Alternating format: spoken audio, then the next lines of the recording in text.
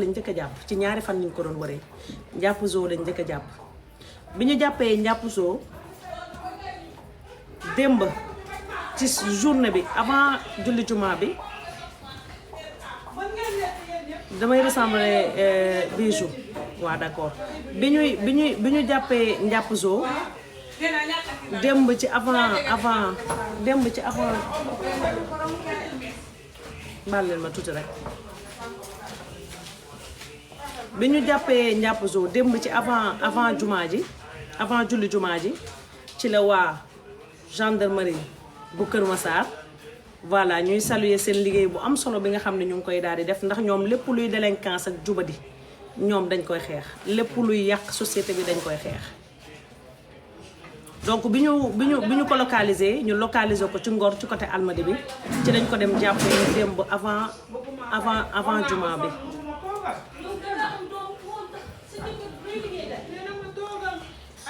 non damay bay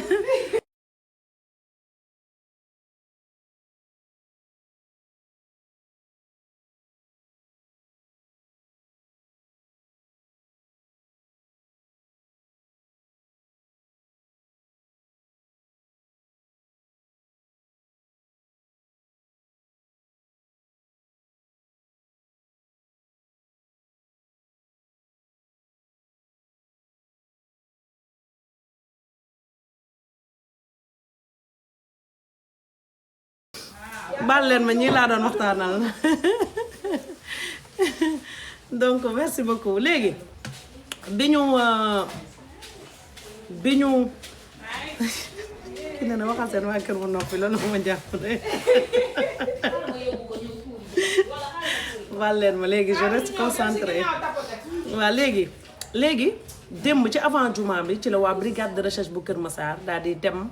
ci benn appartement meublé bu nekk Ngor côté Almadi daal di jàpp ki nga xam ne moom moo nekk waa ji sant Diagne ñu gën ko xam ci turu Siteu voilà je précise encore du Siteu mbër waa ji ci boppam moo tuddee boppam Siteu donc bi ñu demee di ko jàpp déglu leen ma bi ñu demee di ko jàpp ci lañ fa fekk mbër yi muy déranger Liss Ndiago ak keneen koo xamante ni kenn xamu ko nekkul ko siiw mu nekk au total 4 personnes bu ñu jàpp muy waa ji wooye boppam Siteu Liss Ndiago déranger ak beneen waajooju ak ki nga xam ne moo nekk jàpp zoo mu nekk au total 5 personnes yoo xamante ni jàpp nañ leen su amul benn changement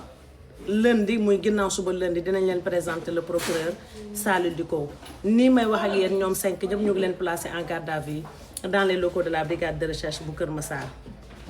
bu ñu sukkandikoo ci Seneweb kii di njàpp zoo ak Liss Ndiago am na ay kàddu yu ñu wax ca kanamu enquêteur ya kii di njàpp zoo ak Liss Ndiago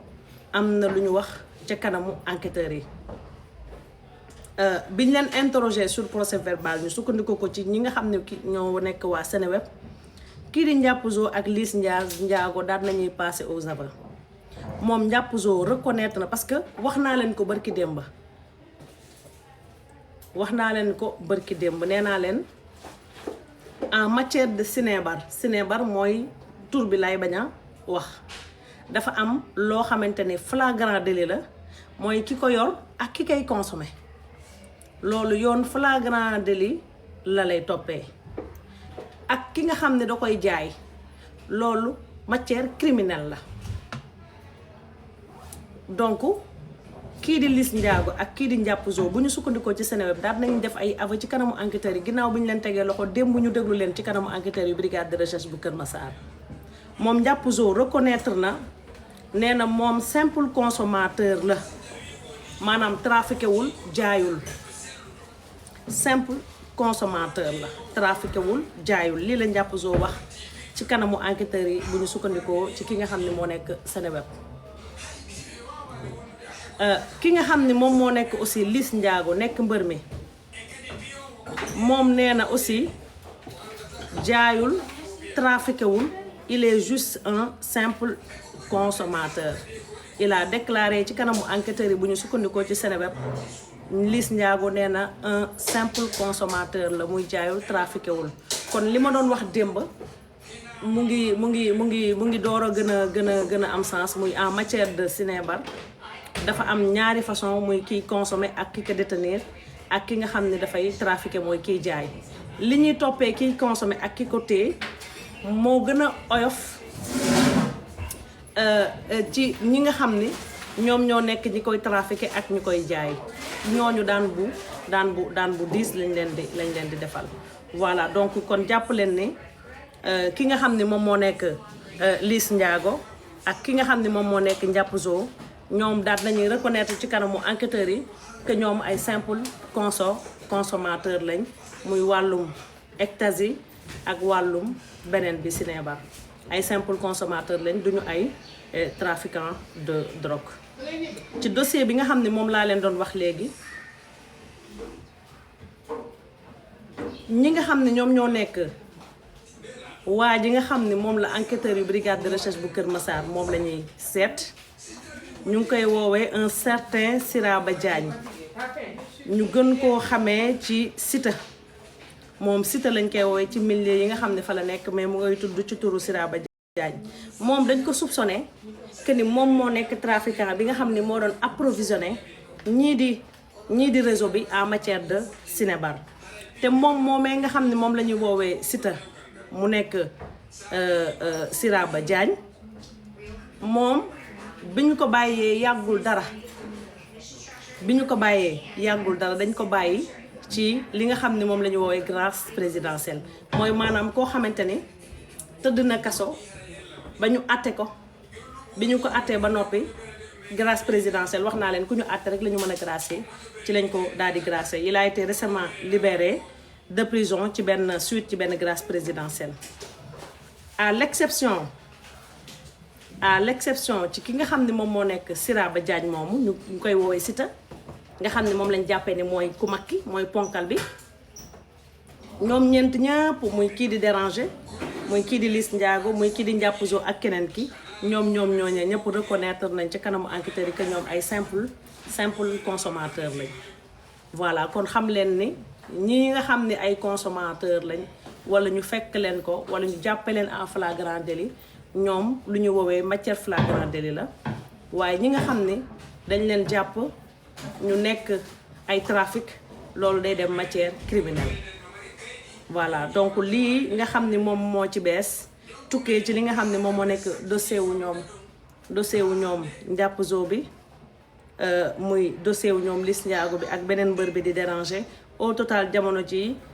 ils sont 5 personnes yoo xamante ni fii may wax ak yéen ku leen bëgg a seeti mën nañ dem brigade de recherche bu Kër Massar dem seeti leen ndax foofu lañ leen placé en garde à vue le temps nag enquêteurs yi nga xam ni wax naa leen enquête bi jeexagul enquêteurs yi ñu ngay woy di continuer di xóotal li nga xam ne moom moo nekk seen enquête ngir mën a teg loxo képp ku bokk ci réseau bi voilà képp ku bokk ci réseau bi moo tax dossier bi il se pourrait mu dem instruction moom mooy ñu placer leen en garde ñu placer leen sous mandat de dépôt le temps ñuy xóotal enquête bi ñu koy dénk benn juge d'instruction voilà donc il se pourrait lundi ñu yóbbu leen ci kanamu procureur Saliou Dicko incha allahu rabbi bu ñu demee ci kanam procureur Saliou Dicko moom dina addu ci seen sort voilà lii laa leen ci doon indil ci li nga xam ne moom moo nekk li bees ak li ma ci jot a xam te daanaka lenn rek laa leen wax leneen li aussi duma ko wax parce que duma yàq enquête damay bàyyi enquêteurs yi